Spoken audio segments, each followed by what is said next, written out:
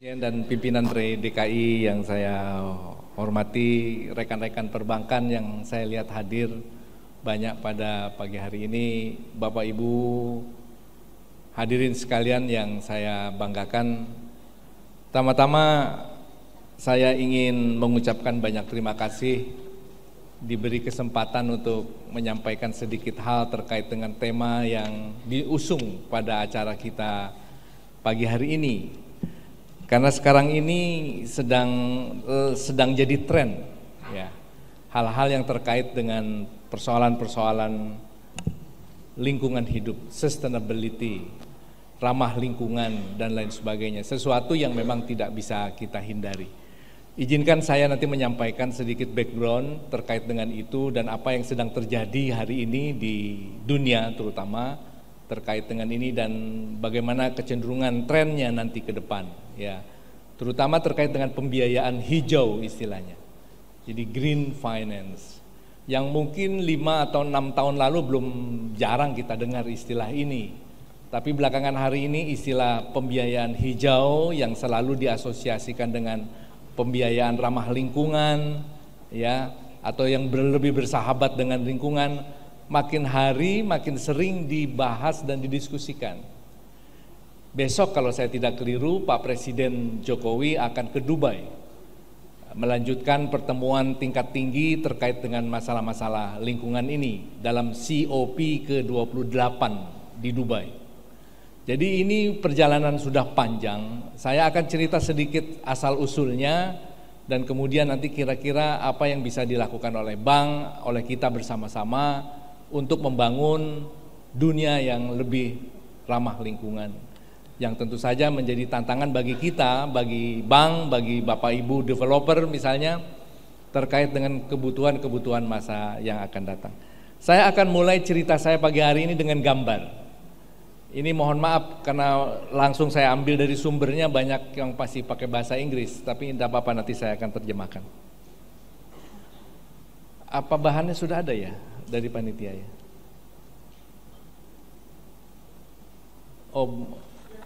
Sudah ada. Bapak Ibu sekalian, ini gambar menggambarkan bahwa bumi ini semakin panas. Semakin panas. Jadi dari warna biru pada tahun kemudian menjadi panas sejak tahun 1980. Merah itu artinya panas, biru itu artinya masih normal atau tidak dingin, tapi dikatakan di bawah rata-rata, ya. Jadi dunia ini semakin panas dan bahkan kemudian kepala negara di seluruh dunia itu bersepakat kalau ini dibiarkan semakin panas, yang terjadi adalah katastrofi, bencana. Dan bencana itu tentu saja akan mengganggu istilahnya kehidupan umat manusia. Dan ini udah mulai terlihat gejala-gejalanya. Musim panas yang ekstrim, ya, yang akan mengakibatkan gagal panen, banjir yang berlebihan, udara dingin yang juga ekstrim, kebakaran hutan di mana-mana dan lain sebagainya. Jadi ekstremitas itu terjadi karena dikaitkan dengan dunia yang semakin panas. Nah, oleh karena itu inilah yang kemudian disebut sebagai perubahan cuaca atau perubahan iklim, yang disebut dalam bahasa Inggrisnya adalah climate change. Jadi climate change ini, perubahan inilah yang menjadi awal cerita kita, ya. Sekali lagi, kalau ini dibiarkan terus, maka kemudian akan terjadi katastrofik bencana. Bahkan mungkin kiamat bisa lebih cepat, gitu, kira-kira begitu. Karena akan bencana di mana-mana. Oleh karena itu setiap negara berkomitmen. Tadi Pak Asisten Pembangunan dan Lingkungan Hidup mengatakan negara berkomitmen untuk mengurangi, bahkan kemudian turun. Negara juga, provinsi juga, dan bahkan perusahaan-perusahaan besar diminta untuk juga membuat target penurunan CO2, emisi gas buang yang selama ini dilakukan. Nah, tadi disebutkan oleh Pak Asisten, Indonesia akan zero emission di tahun 2060.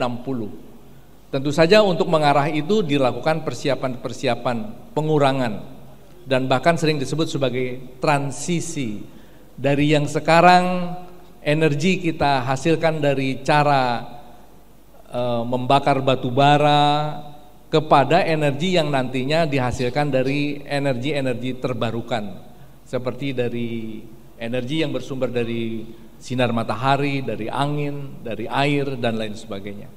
Jadi kesempatan bagi dunia usaha ini menurut saya akan banyak sekali. Bagi dunia usaha keuangan terutama di perbankan, tentu saja transisi energi ini memerlukan pembiayaan. Tapi bagi bapak-bapak dan ibu-ibu para developer ini tentu saja transisinya adalah perhatian yang semakin penting kepada isu-isu ramah lingkungan. Jadi ini yang kemudian tentu saja menjadi hal yang akan mempengaruhi kehidupan kita ke depan. Siapa sih sebetulnya kontributor? Gambar berikutnya tolong. Jadi ada kontributor-kontributor besar yang istilahnya menghasilkan CO2, pembakaran apakah itu batu bara, tadi disebutkan dari kendaraan dan lain sebagainya. Nah, tolong gambar berikutnya. Nah, ini ada beberapa ya.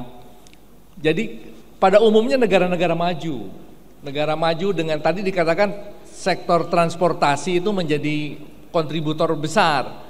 Nah, biasanya transportasi di negara maju lebih besar tentu saja posisinya, dan oleh karena itu kontributor pada umumnya juga datang dari negara-negara maju.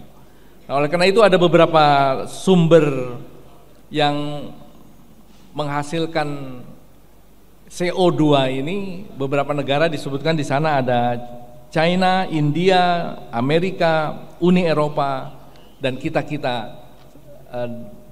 sisa dari negara-negara lain di dunia ini. Jadi Bapak Ibu sekalian, intinya adalah bahwa terjadi perubahan cuaca, perubahan iklim, climate change yang harus direspon, dan tentu saja apa yang dilakukan oleh Pemda-Pemda dan pemerintahan-pemerintahan daerah atau pemerintah pusat ini pada dasarnya membangun komitmen agar ini tidak terus berkelanjutan. Jadi panas di muka dunia ini, muka bumi ini tidak boleh lebih naik dari 2 derajat Celcius.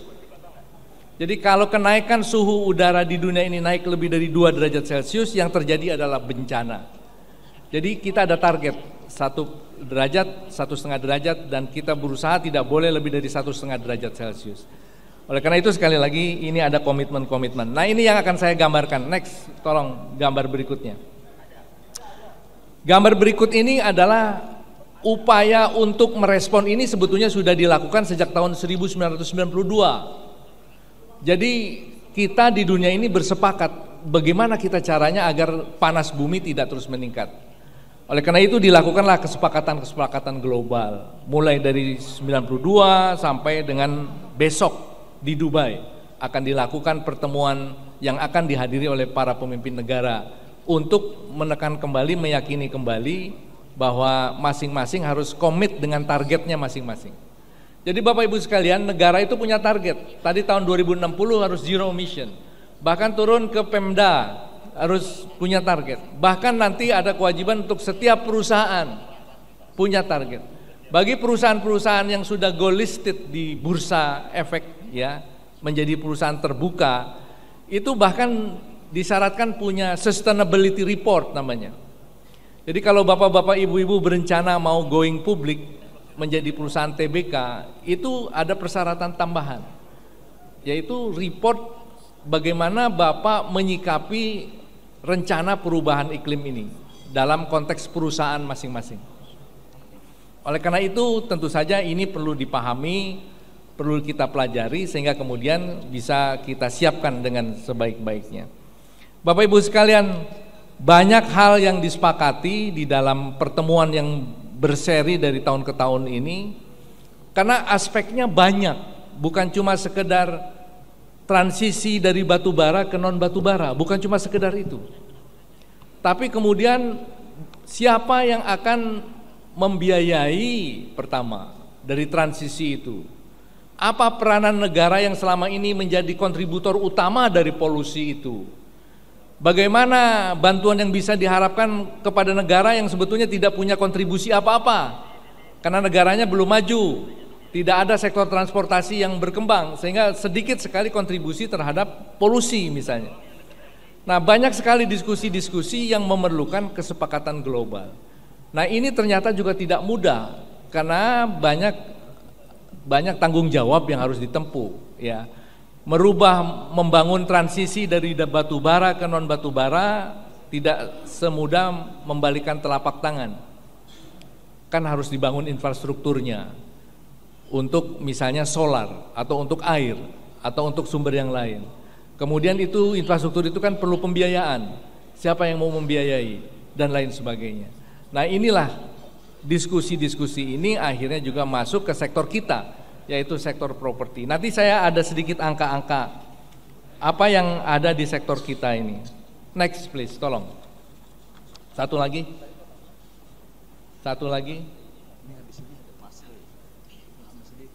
Nah, ini dia. Beberapa hal yang ini bisa dikecilkan nggak biar semua gambarnya terlihat, ya. Jadi tadi sebagian sudah disampaikan oleh Pak Asisten, ya, kontribusi dari sektor properti kita terhadap ini emisi ini, ya. Saya punya data, saya ambil dari World Economic Forum, ya. Ini kita bicara bukan Indonesia, ini kita bicara dunia. Sektor ini itu mengkonsumsi lebih dari 40% global energy setiap tahunnya. Jadi sektor bangunan dan perumahan ini mengkonsumsi lebih dari 40% global energy. Ya tentu saja besar karena di rumah ada listrik, ya, ada kompor dapur yang pakai gas atau pakai listrik. Semua itu tentu saja kan semua diproduksi dengan proses pemanfaatan atau pembakaran, apakah itu batu bara atau fosil lainnya, ya. Sehingga kemudian dihitung sektor kita itu berkontribusi lebih dari 40%. Nah, oleh karena itu tentu saja ada yang bisa dilakukan. Nah, tadi harapan dari Pak Asisten tadi, apa yang kira-kira bisa dilakukan oleh sektor kita untuk mengurangi konsumsi yang berlebihan dari penggunaan berbagai macam batu bara ataupun energi lainnya. Tadi misalnya suhu AC, ya, bangunan yang lebih efisien sehingga mendukung penghematan pemanfaatan energi dan lain sebagainya. Itu akan sekali lagi itu akan menjadi topik-topik atau tema-tema besar atau tema-tema penting ke depannya, terutama yang terkait dengan sektor properti kita ini. Jadi ini yang menurut saya akan menjadi penting. 20% dari total global greenhouse emisi gas itu di-originate dari perumahan dan bangunan. Ini menurut World Economic Forum. Ini saya belum punya ada data Indonesia, tapi ini bicara data dunia. Poin saya itu ingin mengatakan bahwa industri kita, sektor kita memiliki kontribusi yang lumayan besar terkait dengan isu-isu gas emission ini. Apakah itu buangan dari rumah, dari bangunan, residensial, non-residensial dan lain sebagainya. Sehingga dengan demikian tentu saja sesuai harapan Pak Asisten tadi, apa yang kira-kira nanti bisa dilakukan oleh sektor kita ini. Bapak dan Ibu sekalian, saya kira kesimpulan kita adalah kita harus memahami apa itu keuangan hijau. Karena keuangan hijau ini yang nantinya akan membiayai proyek-proyek pembangunan properti yang kemudian disebut properti ramah lingkungan, ya. Nah, sekali lagi ini akan jadi istilah yang akan sering ada di setiap kesempatan. Oleh karena itu keinginan untuk memperkenalkan keuangan hijau ini menurut saya perlu dilakukan. Mungkin DPP REI atau DPD REI bisa secara reguler menyampaikan update terkait dengan keuangan hijau ini. Dan apa yang kira-kira bisa dilakukan dengan keuangan hijau ini, terutama untuk membantu sektor properti ini comply atau sesuai dengan target-target, baik target pemerintah maupun target Pemda yang akan dilakukan. Jadi intinya saya ingin secara singkat saja mengatakan keuangan hijau itu adalah suatu praktek, ya, pembiayaan yang ditujukan untuk proyek-proyek ramah lingkungan. Itu mungkin secara sederhananya begitu. Dan itu tentu saja tidak hanya pembiayaan tapi juga investasi. Ya, jadi ada istilah investasi di bidang ESG, environmental, social dan governance, ya. Nah, ini juga tema yang saya kira nantinya akan sangat melekat pada keuangan hijau yang akan jadi tema terutama di sektor-sektor pembiayaan. Jadi bank-bank yang akan membiayai kegiatan properti ini, apakah itu BTN, apakah itu BSI atau bank-bank lain, cepat atau lambat mereka akan menerapkan prinsip-prinsip hijau ini. Sehingga Bapak dan Ibu memang mau tidak mau, suka atau tidak suka, harus coba mendalami apa yang bisa dan apa yang kemudian perlu dilakukan agar kemudian tema-tema hijau ini ramah lingkungan yang mendukung kesehatan gitu bisa segera kita bangun sistemnya, terutama di REI. Dan mudah-mudahan REI DKI ini bisa jadi pelopor bagaimana mekanisme kerja membangun skema pembiayaan hijau untuk pembangunan perumahan. Jadi ini yang mungkin menurut saya penting. Bapak Ibu sekalian, apa saja bentuknya, ini akan saya singkat saja. Yang bisa dibiayai dengan keuangan hijau itu ada beberapa. Tadi saya sampaikan ada pembiayaan proyek-proyek ramah lingkungan. Tolong sebelumnya gambar ini. Pembiayaan proyeknya ini, pembiayaan proyek-proyek ramah lingkungan. Ini saya ambil langsung dari sumbernya, belum sempat saya ganti bahasanya, tapi kira-kira ini pembiayaan proyek-proyek ramah lingkungan seperti misalnya membiayai konstruksi, desain dan lain sebagainya, termasuk di dalamnya energy efficient technology dan sejenisnya, ya. Kemudian yang kedua tentu saja menyediakan pembiayaan yang affordable, yang terjangkau.